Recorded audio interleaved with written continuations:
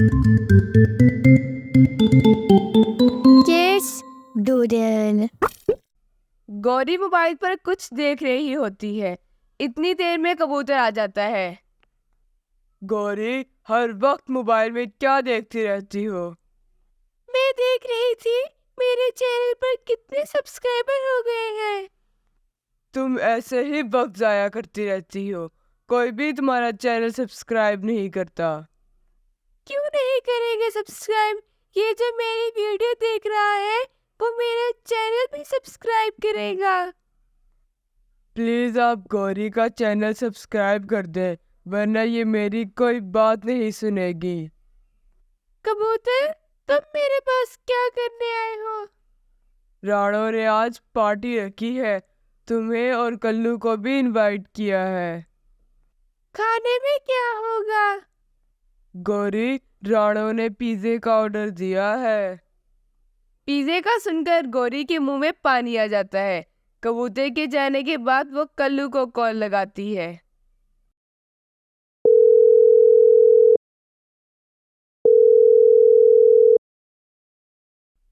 Hello Kullu, कहाँ हो तुम? अभी तक आए नहीं।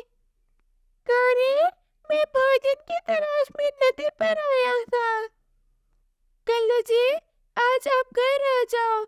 आज हम राणा की पार्टी से पिज़्ज़ा खाएंगे। दूसरी तरफ बुलबुल, राणो और कबूतर पार्टी की प्लानिंग कर रहे होते हैं। राणो, पिछली बार मुझे पिज्जा कम मिला था। इस बार मैंने बड़ा पिज्जा ऑर्डर किया है बुलबुल। राणो, मैंने गौरी और कल्लू को भी पार्टी पर बुलाया है। ये क्या किया तुमने कबूतर? अगर भूखा कौवा हमारे घर आ गया तो सब कुछ खा जाएगा हमारे घर से। कोई बात नहीं बुलबुल, मैंने बड़ा पिज्जे का ऑर्डर दिया है, सबको पिज्जा मिलेगा। इस बार सब पक्षियों को तुम पिज्जा देना, अपना हिस्सा अलग रख लेना। थोड़ी देर में कल्लू कौवा अपने घर पहुंच जाता है। गौरी, कहाँ है पिज्जा? मुझे बहुत भूख लगी है। तुम्हें हर वक्त भूख लगी रहती है। थोड़ी देर तक इंतजार कर लो, हम राणो की पार्टी में जाकर पिज्जा खाएंगे। गौरी, मुझे बहुत भूख लगी है, जल्दी करो, हम जल्दी से राणो के घर चलते हैं। कल्लू जी, क्यों ना हम दोनों पूरा पिज्जा खा जाए? गौरी, तुम्हारी इन हरकतों की वजह से हम बदनाम होते हैं। गौरी कल्लू को अपना प्लान बताती है। फिर वो शाम को राणो के घर टाइम से चले जाते हैं। कल्लू, गौरी, तुम दोनों बहुत पहले आ गए हो, अभी कोई भी मेहमान नहीं आया। कल्लू जी तो कह रहे थे कि हम थोड़ी देर से जाएंगे। मैंने कहा सबसे पहले जाके राणो के साथ काम करवा दूंगी। हाँ राणो, पिज्जा कब तक आएगा? पिज्जा थोड़ी देर तक पहुंच जाएगा कल्लू। अगर राणो तुमने कहीं जाना है तो चली जाओ, हम आपके घर पे ही हैं। हाँ गौरी, बोतल लेके आनी है, मैं ले आऊं। अगर पिज्जा आ जाए तो वो ले लेना। राणो बोतल लेने चली जाती है। इतनी देर में पिज्जा लेकर आ जाता है। कौन है दरवाजे पर? राणा चिड़िया का पिज्जा लेकर आया हूँ। अच्छा रुको, मैं दाने लेके आता हूँ। फिर कल्लू कौवा पिज्जा बॉय से दाने लेके पिज्जा ले लेता है। कल्लू जी, क्यों ना ये पिज्जा हम दोनों अभी ही खा लें? तुम जरा सब्र कर लो, जब बाकी पक्षियों के साथ मिलके पिज्जा खाएंगे। चोरी पिज्जा खाना अच्छी बात नहीं है गौरी। गौरी कल्लू को पिज्जा खाने पे मना लेती है और वो दोनों चोरी चोरी सारा पिज्जा खा जाते हैं और थोड़ी देर तक राणो भी आ जाती है। गौरी, क्या पिज्जा बॉय पिज्जा देकर चला गया है? नहीं राणो, अभी तक तो कोई नहीं आया। अब तक तो आ जाना चाहिए था उसको। बाकी सब पक्षी भी आ जाते हैं। वो सब पिज्जे का इंतजार कर रहे होते हैं, पर कोई नहीं आता पिज्जा लेके। कल्लू, गौरी, सच में कोई नहीं आया? हाँ गौरी, कोई नहीं आया। हम तुमसे क्यों झूठ बोलेंगे? हाँ राणो, सच में कोई नहीं आया। इतनी ही देर में दोनों के पेट में दर्द शुरू हो जाता है। हाय कल्लू, मेरे पेट में दर्द हो रहा है, बहुत दर्द हो रहा है। भूख से मेरे पेट में भी दर्द हो रहा है गौरी। कबूतर, डॉक्टर चिड़िया को कॉल लगाओ, उसे जल्दी आने का कहो। फिर डॉक्टर चिड़िया आती है और उन्हें देखकर कहती है, ऐसे तो ज्यादा खाना खाने की वजह से होता है।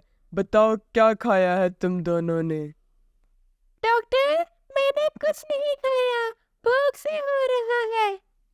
मैंने पिज्जा खाया था। डॉक्टर गौरी को दवाई के कुछ ड्रॉप लाती है।